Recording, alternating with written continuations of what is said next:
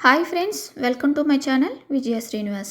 ఎంతో టేస్టీగా ఉండే కమ్మని పప్పు ఎలా తయారు చేసుకోవాలో ఈ వీడియోలో చూసేద్దాం. వీడియో ఎక్కడ స్కిప్ చేయకుండా పూర్తిగా చూడండి.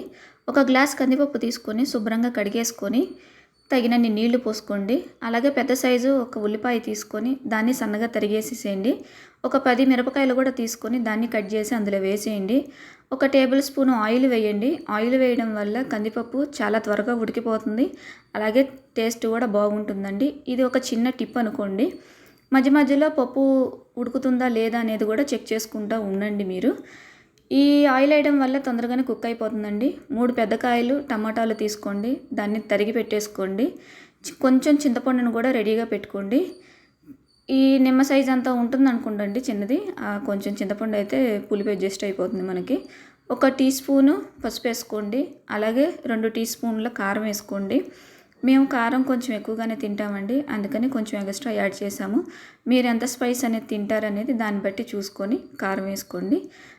కట్ చేసుకున్న టమాటాలు చింతపండును కూడా అందులో యాడ్ చేసేసేయండి. ఇది నూనె వేయడం వల్ల ఏంటంటే మనకి తొందరగానే అయిపోతుందండి, పెద్ద టైం కూడా తీసుకోదు. చాలా మళ్ళీ మెత్తగా కూడా ఉడికిపోతుంది. టేస్ట్ కూడా చాలా బాగుంటుందండి. ఈ స్టైల్లో ఒకసారి మీరు ట్రై చేయండి. టేస్ట్ అయితే సూపర్గా ఉంటుంది. ఇంతెందుకండి, కుక్కర్లో వండేసుకోవచ్చు కదా అని చాలామంది అనుకోవచ్చు. నేను ఫస్ట్ నుంచి కూడా ఇలా డేక్షాలో వండుకోవడమే నాకు అలవాటండి. ఎందుకంటే కుక్కర్ అంటే భయం, పేలుతుందేమోనని చెప్పి. ఇలాగా వండుకోవడం వల్ల రుచికి రుచి వస్తుంది, తొందరగా ఇన్స్టెంట్గా కూడా అయిపోతుంది. అలాగే పప్పు ఉడికిపోయిందండి, దానికి తగినంత ఉప్పు వేసేసి మెత్తగా మెదిపేసుకోండి. దాన్ని తాలింపు కోసం అని చెప్పి కళాయిలో 1 టేబుల్ స్పూన్ ఆయిల్ వేసుకోండి. అందులోకి శనగపప్పు, మినపప్పు, జీలకర్ర ఈ మూడింటిని కలిపేసి ఒకేసారి వేసేసానండి. అవి బాగా ఏగుతుండగా కొంచెం బ్రౌన్ కలర్లోకి వచ్చేదాకా కూడా వేయించుకోండి.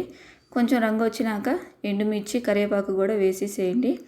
ఈ స్టైల్లో ఒక్కసారి ట్రై చేయండి, డెఫినెట్గా బాగుంటుంది. పప్పు అయితే ఎంతో టేస్టీగా ఉంటుంది, కమ్మగా కూడా ఉంటుంది. ఇది ఆంధ్ర స్టైల్లో అయితే ఇంతే చేస్తారండి నాకు తెలిసినంత వరకు. ఎందుకంటే నేను ఫస్ట్ నుంచి ఇలాగే ప్రిపేర్ చేసుకుంటా. ఒకసారి నా స్టైల్లో మీరు పప్పు ట్రై చేసి ఎలా ఉందో కామెంట్ చేయండి. ఈ వీడియో మీకు నచ్చినట్టయితే like and subscribe. Thank you friends.